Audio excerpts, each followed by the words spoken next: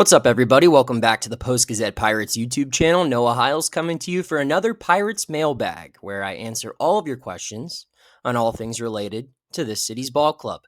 Before we get into the questions, I want to remind everyone, as always, to check out all of my work at post-gazette.com. You can read all of my game analysis, features, insider reporting with the trade deadline coming up. And it's not just me at post-gazette.com. You've got my beat partner, Colin Beasley, as well. And all the other sports coverage we boast. We cover high school sports, college sports, all the professional teams in town, and we cover things aside from sports as well at the Post-Gazette. We cover everything news-related in the city and in its surrounding communities in the suburbs and outside. So get yourself a digital subscription if you don't have one already. And also check out our print product. We print every Thursday and Sunday. Again, check it all out at post-gazette.com. Okay.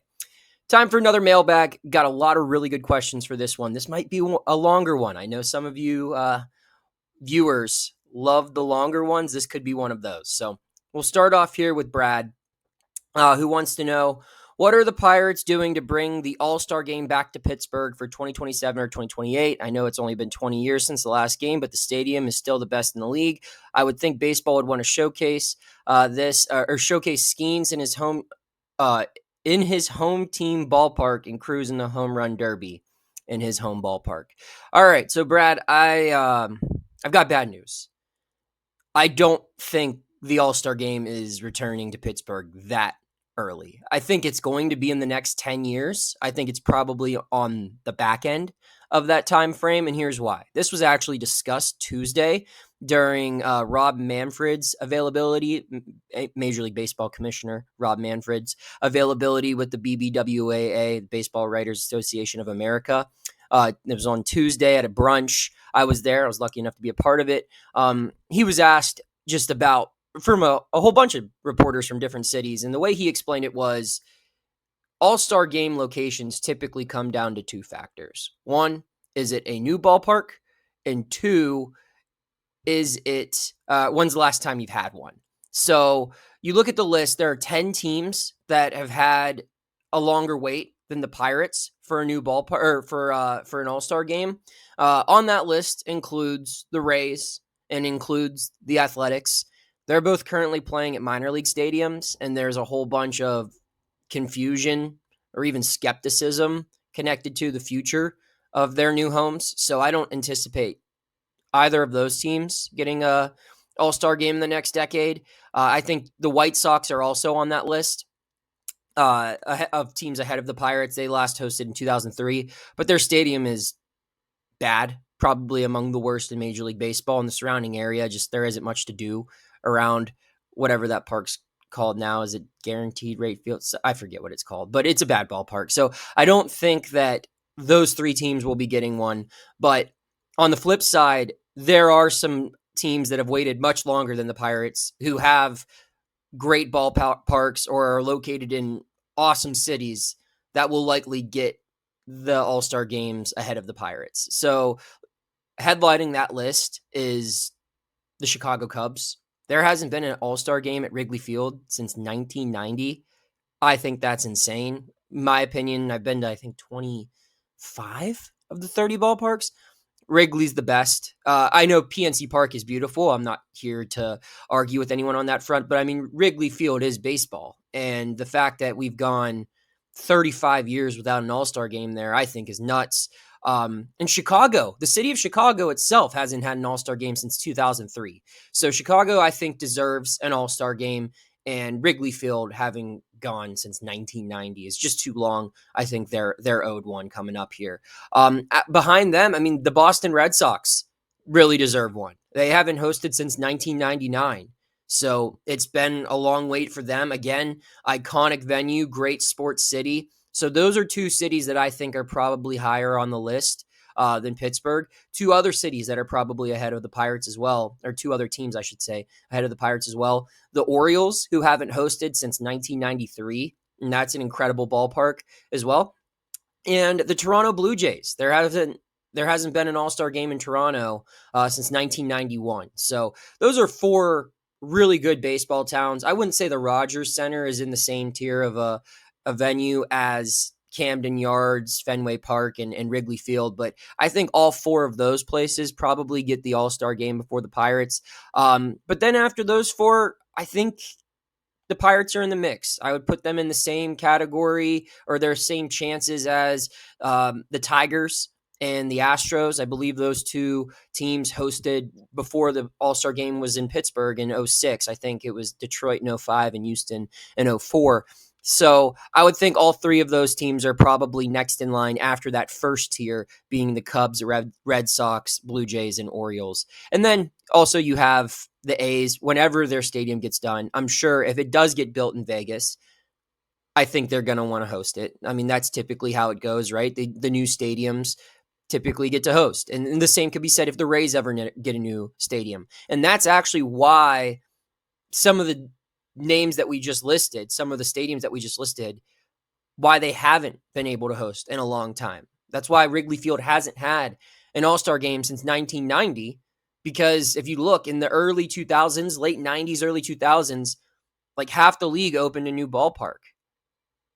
And so all of those, I mean, PNC Park was relatively new when it hosted. Same for Comerica Park. Same for Minute Maid. Like there's so many examples there. So, I mean, the Brewers are still a longer wait than the Pirates. There are a lot of teams. I mean, like I said, there are 10 teams. So I think maybe like 5 or 6 of them probably end up getting priority over Pittsburgh. So it's going to happen, I think, in the next 10 years, but probably on the back end. Zach wants to know, what are the latest developments I've been hearing on the trade front? All right. So before we dive into this, I do have to explain, there's not a lot of trade activity that goes on in the couple of weeks leading up to the draft.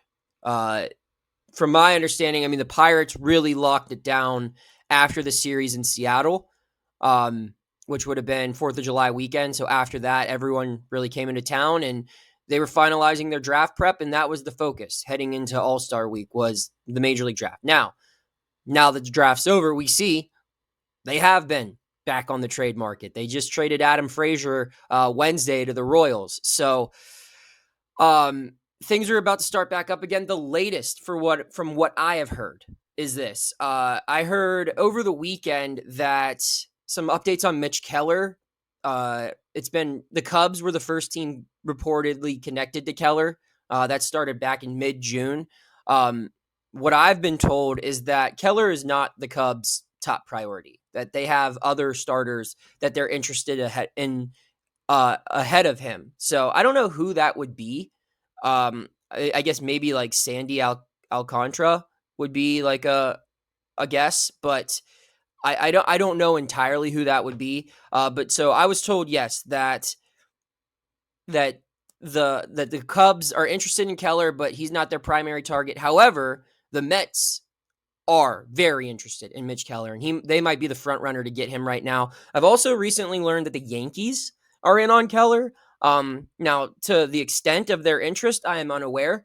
But it seems like the Cubs, Yankees, Mets, those are the 3 teams really interested right now in Mitch, with the Mets being the most interested to my knowledge. Now, another rumor that I've been told, or not rumor, I guess they're all trade rumors, right? Was that the Cubs have pretty notable interest in Ke'Bryan Hayes. Now, again, I don't think Hayes is anyone's first option at third base, especially with Suarez on the market. I think everyone, if you're looking to get a third baseman, you're looking to get a rental guy who hits 30 home runs consistently a year.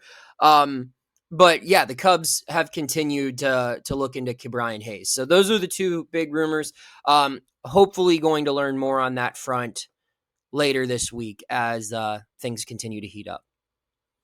Mark wants to know, they traded Adam Frazier and all they could get was a 26-year-old who takes up a spot on the 40-man roster, 28-year-old, who takes a spot up on the 40-man roster. Couldn't even get a complex league guy lottery ticket. Here are my thoughts on the Frazier trade. Genuine question. What did you guys expect the Pirates to get for Adam Frazier? Adam Frazier is a 33-year-old in his final couple of seasons of Major League Baseball who is a below league average hitter and a decent utility player. on an expiring contract. That's what you're getting for him. I guess, yeah, Mark makes a good point. I mean, maybe they could have got a complex league guy, but I'd argue that the guy they acquired, Cam Devanney, he provides a need. They're going to need a shortstop. In like 2 weeks, IKF is gone. So with that being established, I mean, what are they going to do at shortstop? Are they going to recall Triolo just for the convenience sake, or are they going to have Piguero up here? I think Devanney's going to get a shot. And you look at what they got. Yes, is in all likelihood, this guy's probably not going to be very talented. He's not going to be very productive. However, he has 19 home runs in AAA this season, and if he was in this farm system and he had 19 home runs in AAA, everyone would be going crazy about calling him up. Even if he was 28. If they had a guy that was 28 years old with 19 home runs in AAA, everyone in this fan base would be going nuts to give him an opportunity. And I think he's going to get that opportunity. Now, how do I see this unfolding? I think what's really going to play out here is this guy's going to be a name to add in the lineup card for the final 2 months of the season. And then who knows what happens afterward. Maybe he's an up-down guy next year. Maybe he competes for a spot on the opening day roster in camp next year. But, I mean, maybe he did figure something out with his swing. And if he can make some adjustments and finally gets his opportunity as a shortstop in the big leagues and runs with it, then maybe the Pirates fleeced him. I don't anticipate this being a great return, but I don't think the Pirates traded away an amazing asset either. So I think this is about the best they could do for Adam Frazier in the year 2025. JWR wants to know, with the Pirates so far out of contention, do they start to limit Skenes starts to preserve him for next year? No, I don't think so. You obviously, you don't want Paul Skenes to throw like 230 innings this year, which I think he would very much be capable of doing if he had no guardrails. I think they want him to finish at around 190 to 200 innings. I think that's the goal here, and that should be the goal. And I'll explain why. One, there were only 4 pitchers in Major League Baseball who exceeded 200 innings pitched in last year's regular season. So if Skenes can get to the 190 to 200 mark, he's going to be among the league leaders, which means all of his other numbers will be viewed as legitimate for Cy Young contention. So they're not screwing him out of any award opportunities from this. So that's number one. Number two, you have to think about Skenes' progressional buildup. He threw 160 and a third innings last year between AAA and the major leagues. Typically with young starters, you like to build them up 20 to 30, sometimes 40 innings every year. You like them to add that total on. So I'm sure they entered the year with the goal of Paul throwing around 190 to 200 innings this year. I think they'd probably go on the higher side of that inning total because of who Paul is and how he's built. I think he could handle a 40 inning progression. And if you get him to that 190 to 200 mark, he goes into next year on pace to be throwing 220, 230 innings. And that's good because then there really are no restrictions. And that might even include the postseason in that total. At least the Pirates would hope it would. So right now, yeah, you want to build him up. You want to have a nice little progression. Do I think they'll skip any of his starts? No. Do I think there will be some start days moved back? Absolutely. And they should. They have the depth to do that. If they have to do a bullpen game against, the Rockies on August 1st, and I'm not saying I don't even think that lines up with Skenes' start date, but I'm just looking at my calendar, and that's the first example I saw. Like, none of these games matter. So if they need to push Paul back an extra day to build in an extra day of rest, that's fine. If he has some low volume work days every now and then. Now, I don't think every start for the remainder of the season should only be 5 innings or 100 pitches. I think he should get some freedom, and I think they're going to give him freedom. I think they just wanted to cool him down a little bit here in July. But I think he's going to have some low volume days, some, not all of them.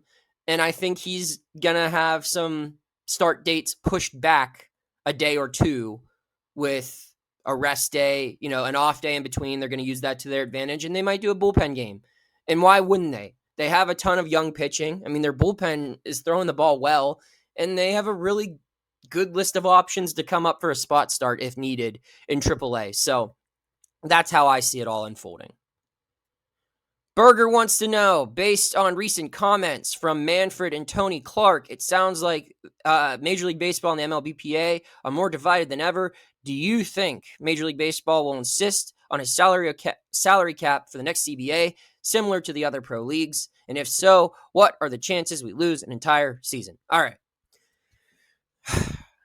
This is a complicated issue. This was the big talk of that brunch that I talked about earlier, where Manfred and Tony Clark spoke on Tuesday in Atlanta. Here's my understanding of it. Tony Clark, the head of the MLBPA, is vehemently against any idea of a salary cap. He says it would be taking the game backwards. He says it's not about competitive interest. It's about owners looking to make more money and pay players less money and cap their earnings, and it wouldn't be good for anyone but the owners. That's his argument. Manfred has never openly said a salary cap is the best idea moving forward. He just wants it to be considered as they map out a new CBA. He wants the other side, the MLBPA, to not be completely dismissive of it. That's rhetorically anyway. That's what he has said. He just says he wants people to come to the negotiating table with an open mind and look over a slew of possibilities, and one of them would be a salary cap. I don't think a lot of owners want a salary cap either. Personally, I think owners for big market teams like the Dodgers, the Yankees, the Mets, I don't think that they want to change the way they do business. They have an advantage right now. Why would they want to have to give away some of the players that they paid big money for? Why would they want smaller market teams to get more money from their willingness to try? Essentially, why should they have to make it easier for their competition simply because their competition hasn't been able to match them for one reason or another? That's how they probably view it. So I don't think the league, as far as the owners group is concerned, is lockstep in the desire to have a salary cap. I think there are maybe like 5 to 10 owners, and this is just pure speculation. I'm not talking to every owner in Major League Baseball. But if I had to guess, I think there are probably like 5 to 10 owners who would entertain the idea of a salary cap. And if you have that high of a total, even if it is just, 1/6 to 1/3 of your league, it's something worth exploring with the other side. And I think Manfred just wants the MLBPA to at least be able to listen to the idea, to hear them out. But it seems like the MLBPA isn't going to allow that. They want nothing to do with it. And there's a divide on so many other issues. I don't think either side really knows how to televise this game, how the game should be covered moving forward. Cable is not what it once was, right? And so all of these local revenue deals that funded so many teams as payrolls and organizations really for so long, it's changing.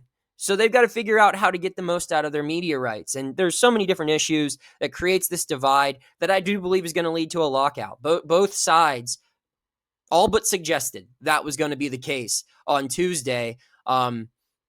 I think, come December 1st, 2026, there will be a lockout.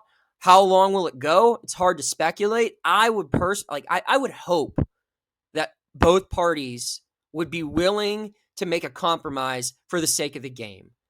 I would really hope that they wouldn't dig their heels in deep enough that we would miss out on a whole year of Major League Baseball.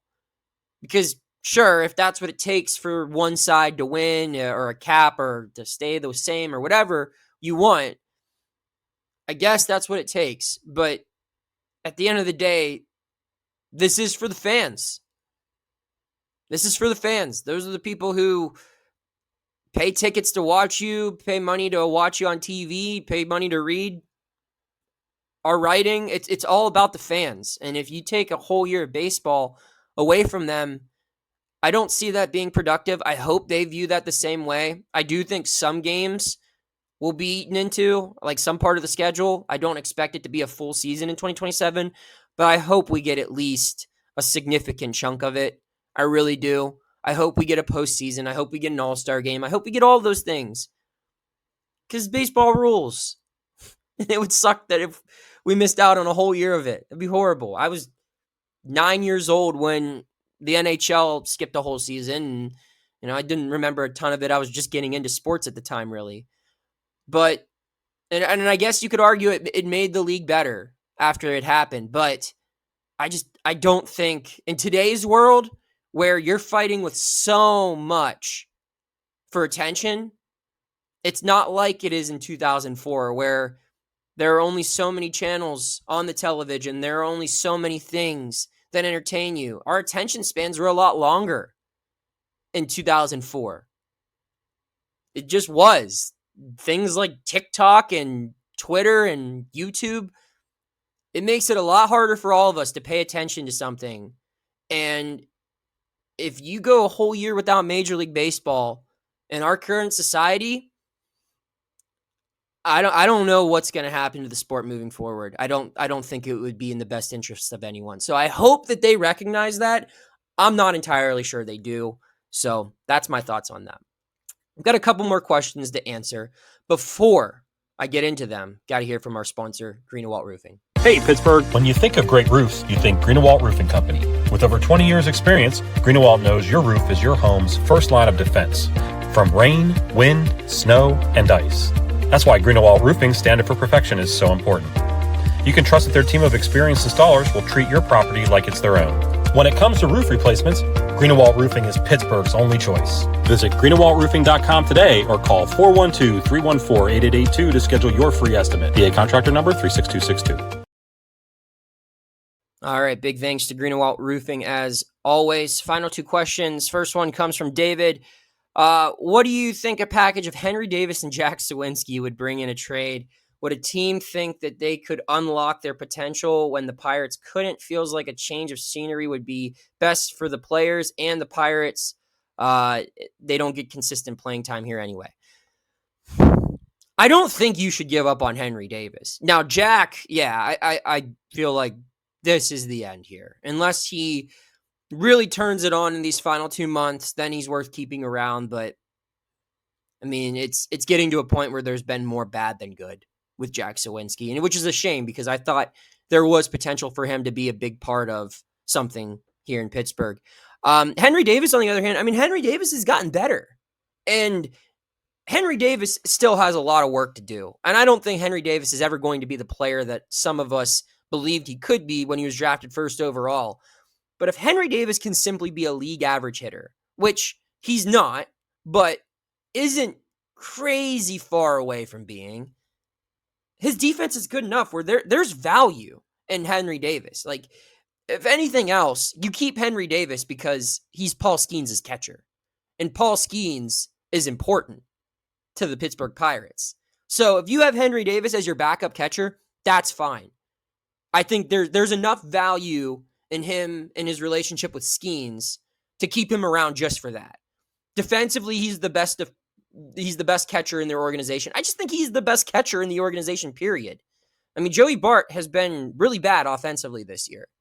And Henry, I think still, I mean, he hasn't been great at all at the plate this year, but I think he's been better than last year. And if he can continue to progress just little by little, you're getting close to a league average hitter with a solid defending player. And if you get that defense with 10 to 15 home runs, if they give him consistent playing time, then that's a win. That's a fine starting catcher. He's not a middle of the lineup bat. He's not a 30 home run bat, which I know a lot of people hoped he'd be, but that's okay. Henry Davis shouldn't go anywhere. Now, Jack Suwinski, yeah, that might be time to move on. And if you're going to move him, you're not going to get much. Maybe just like a complex lead prospect, or maybe you get the pitching equivalent of a Jack Suwinski from somewhere else. Like, I always revert back to the Rodolfo Castro trade, where he was a guy that had some tools, just wasn't working out here. The Pirates wanted to move him, and they got Bailey Falter in exchange. Maybe make a similar move for Jack. Go to an organization that has their swing guy, and he's not ever going to crack their starting rotation, and he doesn't really have a future in the bullpen. And, hey, do you want a lottery ticket that hit 46 home runs in his first 2 big league seasons, see if you could fix his swing. Cool, we'll trade. And you could get another pitcher for him. That would be the best way to get value out of Jack, I think. Final question comes from Dylan. What would a reasonable record in the second half have to be for Cherington to seriously consider bringing Don Kelly back? Here's the thing, Dylan. I think Don Kelly's coming back regardless. And unless things completely implode, which very well could be the case. I mean, they just finished their last 10 games before the All-Star break 2-8, which included an 8-game losing streak in the middle there. So, yeah, I mean, I think Don Kelly is the manager moving forward. At this point, I'd say it's more likely than not. Cherington is a bigger mystery, so I don't think it's Cherington deciding to keep Don Kelly. If Cherington's still around at the end of this season, then Don Kelly is absolutely the manager still. Now, if Kelly's gone, I would have to imagine that Cherington's gone. So I think Cherington's future is in far more question than Don Kelly. I still don't think it's a guarantee that Kelly's back. If they fire Cherington, then the new GM might want to bring in a new manager. But I don't think that Cherington will have much of a say on keeping Kelly or not. I think that that's what the Pirates want. And now they're figuring out if Cherington is the guy moving forward. So that's all I got for today. Big thanks to Greenwalt Roofing, as always, for supporting these videos. And I want to remind everyone who listened to this, who watched it all the way through, check out all of my work at Post-Gazette.com. Get yourself a digital subscription if you don't have one already. And stay tuned in. We've got more stuff coming up on this channel at PG Pirates. Thank you for checking out this content from Post-Gazette Sports. If you watch this video on YouTube, please like the video and subscribe to our channel. For all of the sports coverage the Post-Gazette has to offer, visit post-gazette.com.